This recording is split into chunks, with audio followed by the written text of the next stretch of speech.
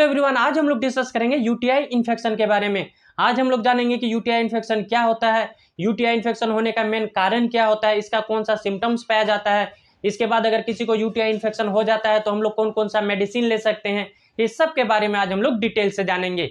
तो चलिए वीडियो को स्टार्ट करते हैं। सबसे पहले यहाँ बात करते हैं यूटीआई। यूटीआई का मतलब होता है urinary tract infection. Urinary tract infection के अंतर्गत किडनी हो गया, यूरिटर हो गया, ब्लाडर हो गया, यूरेथ्रा हो गया, ये सब में किसी तरह का इन्फेक्शन होता है तो इसको हम लोग क्या कहते हैं, यूटीआई इन्फेक्शन बोलते हैं या यूरिनरी ट्रैक्ट इन्फेक्शन कहते हैं। यूटीआई इन्फेक्शन होने का मेन कारण क्या होता है? इसका मेन कारण होता है ई कोलाई। ई कोलाई के कारण क्या होता है, यूटीआई इन्फेक्शन होने का संभावना रहता है। इसके बाद केलीबेसिला हो गया, स्ट्रेप्टोकोकाई हो गया, स्टेप्लोकोकाई हो गया, ये सब के कारण क्या होता है, यूटीआई इन्फेक्शन होने का चांस रहता है। इसके बाद प्रोस्टेट का बढ़ जाना, यानी कि पेशाब का थैली वगैरह बढ़ जाता है तो इस कंडीशन में भी यूटीआई इन्फेक्शन होने का संभावना रहता है। इसके बाद यूट्रस का बढ़ जाना, इसके बाद स्टोन हो जाना, इसके बाद ट्यूमर का स्थिति हो जाना, ऐसे कंडीशन में यूटीआई इन्फेक्शन होने का संभावना रहता है। इसके बाद डायबिटीज के कारण, अगर किसी को डायबिटीज का कंडीशन हो रहा हो तो उस कंडीशन में भी यूटीआई इन्फेक्शन होने का संभावना रहता है। इसके बाद हम लोग जान लेते हैं जब किसी को यूटीआई इन्फेक्शन होता है तो कौन कौन सा सिम्टम्स पाया जाता है। मेन सिम्टम्स पाया जाता है हेमोटोरिया। हेमोटोरिया क्या होता है? जब हम लोग यूरिन पास आउट करते हैं, जब पेशाब करने जाते हैं तो पेशाब के माध्यम से ब्लड आने लगता है, उसको हम लोग हेमोटोरिया कहते हैं। इसके बाद फीवर विथ चिल्स, यानी कि ठंड के साथ में बुखार आने लगेगा, ऐसा लगेगा जैसे मलेरिया की तरह बुखार आने लगता है। इसके बाद डिस्चार्ज ऑफ यूरिथ्रा, मतलब क्या होता है, जब पेशाब वगैरह करने जाते हैं तो इस कंडीशन में क्या होता है, सफेद सफेद जैसा निकलने लगता है। इसके बाद pus cell present in urine examination, जब हम लोग पेशाब का एग्जामिनेशन करते हैं, जब पेशाब का एग्जामिनेशन करते हैं तब क्या उसमें पाया जाता है, पस सेल पाया जाता है, यानी कि मवाद पाया जाता है। तो इसके बाद हम लोग जान लेते हैं जब यूटीआई इन्फेक्शन होता है तो हम लोग कौन कौन सा टेस्ट करवा सकते हैं।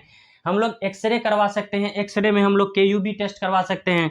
इसके बाद रूटीन यूरिन टेस्ट करवा सकते हैं, इसके बाद यूरिन कल्चर करवा सकते हैं, इसके बाद अल्ट्रासाउंड वगैरह करवा सकते हैं। ये सब टेस्ट हम लोग यूटीआई इन्फेक्शन में कर सकते हैं। हम लोग जान लेते हैं कि यूटीआई इन्फेक्शन होने पर हम लोग कौन कौन सा मेडिसिन ले सकते हैं।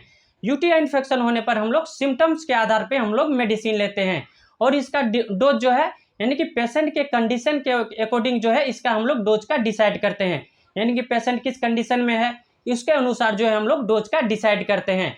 यानी कि यूटीआई इन्फेक्शन में कौन कौन सा सिम्टम्स होता है, इसका मेन सिम्टम्स क्या होता है, जैसे पेशाब वगैरह में जलन होता है या पेशाब जो है रुक रुक कर होता है, पेशाब में कनकनी होता है, तो इस कंडीशन में हम लोग कौन सा सिरप ले सकते हैं। इस कंडीशन में जो है हम लोग यूरिलाइजर सिरप ले सकते हैं, अल्कासिट्रॉन सिरप ले सकते हैं, यूरिकाइंड केएम सिरप ले सकते हैं। ये सब सिरप जो है हम लोग ले सकते हैं। इसको हम लोग को किस तरह लेना है, इसको जो है हम लोग हाफ गिलास पानी के साथ में इसको मिलाकर लेना है, इस दवाई को मिला के लेना है। कितना टाइम लेना है, इसको जो है पेशेंट के कंडीशन के अकॉर्डिंग इसको जो है हम लोग सुबह शाम भी ले सकते हैं या दिन में 3 टाइम भी ले सकते हैं। इसको बीडी भी ले सकते हैं या टीआईडी भी ले सकते हैं। इसके बाद एंटीबायोटिक्स में हम लोग कौन कौन सा एंटीबायोटिक्स ले सकते हैं जो अच्छा काम करता है यूटीआई इन्फेक्शन में। इसमें जो है नॉरफ्लोक्सासिन टेबलेट जो है यूटीआई इन्फेक्शन में अच्छा काम करता है। नॉरफ्लोक्सासिन एक कंपोजिशन हो गया, इसका क्या ब्रांड नेम आता है, नॉरफ्लोक्सासिन के नाम से मिल जाता है, यानी कि नॉरफ्लोक्स के नाम से मिल जाता है, यानी कि नॉरफ्लोक्स 400 mg के नाम से आता है। इसके बाद नॉरलेट के नाम से आता है, ये जो हो गया ब्रांड नेम हो गया। इसके बाद हम लोग कौन सा एंटीबायोटिक दे सकते हैं, इसके बाद जो है हम लोग लियोन टेबलेट दे सकते हैं। इसके बाद एल्सिन टेबलेट दे सकते हैं। इसका क्या कंपोजिशन होता है, इसका कंपोजिशन हो गया लिवोफ्लोक्सासिन, 500 mg में यह आता है। इसके बाद हम लोग और कौन सा एंटीबायोटिक दे सकते हैं, इसके बाद हम लोग एजिथ्रोमाइसिन एंटीबायोटिक्स दे सकते हैं जो यूटीआई इन्फेक्शन में अच्छा काम करता है। इसका क्या ब्रांड नेम आता है, इसका एजिथ्रल के नाम से आ जाता है, इसके बाद एजिबैक्ट के नाम से आता है। ये सब जो है ये सब ब्रांड नेम से मार्केट में मिल जाता है। इसके बाद अगर किसी को यूटीआई इन्फेक्शन में पेट दर्द का स्थिति हो रहा हो तो उस कंडीशन में हम लोग कौन सा मेडिसिन दे सकते हैं, उस कंडीशन में हम लोग जो है नोबेल स्पास टेबलेट दे सकते हैं। इसके बाद मेप्टल स्पास टेबलेट दे सकते हैं, इसके बाद जेरोडोल स्पास टेबलेट दे सकते हैं। ये सब जो है पेट दर्द को कम करने के लिए हम लोग ये सब मेडिसिन दे सकते हैं। इसको किस तरह देना है, एक टेबलेट सुबह शाम दे सकते हैं।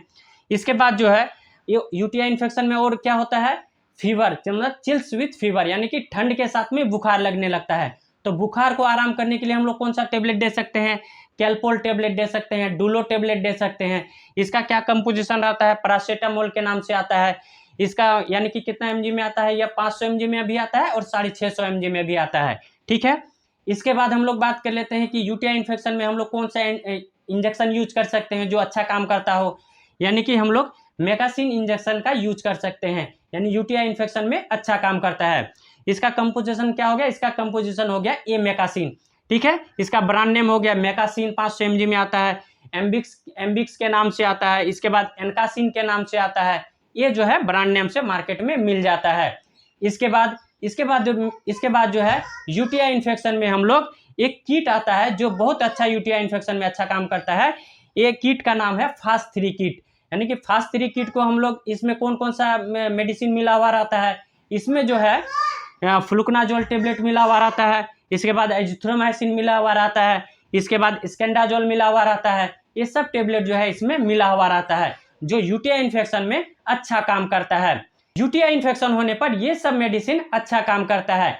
इसके बाद अगर किसी को यूटीआई इन्फेक्शन हो गया हो तो इस कंडीशन में हम लोग को जो है अधिक मात्रा में फ्लूइड लेना चाहिए, यानी कि अधिक मात्रा में पानी पीना चाहिए। इसके बाद डाइट का मेंटेन करना चाहिए। इस तरह से जो है हम लोग यूटीआई इन्फेक्शन से बच सकते हैं। तो आई होप वीडियो आप लोग को अच्छा लगा होगा। अच्छा लगे तो वीडियो को लाइक, सब्सक्राइब, कमेंट कर दीजिएगा। थैंक यू, धन्यवाद।